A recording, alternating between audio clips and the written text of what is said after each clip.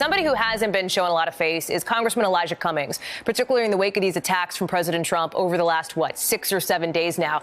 That said, Congressman Cummings is now out talking about an attempted break-in at his house that happened hours before the president first started tweeting about him. This is new, just coming in just a couple minutes ago. What can you tell us? So, Hallie, that's right.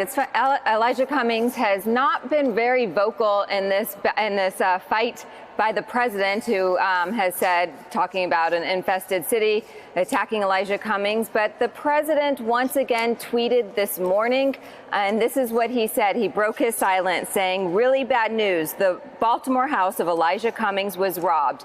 Too bad."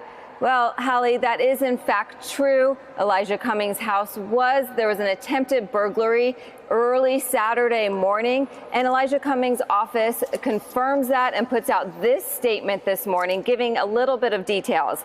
They say an individual attempted to gain entry into my residence at 3:40 a.m. on Saturday.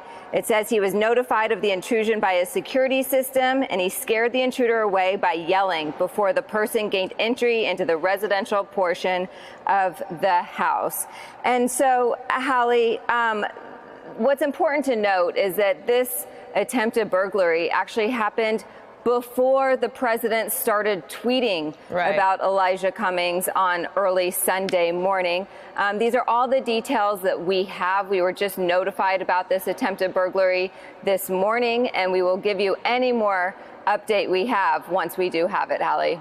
Leanne Caldwell. Leanne, appreciate that. Thank you for checking out our YouTube channel.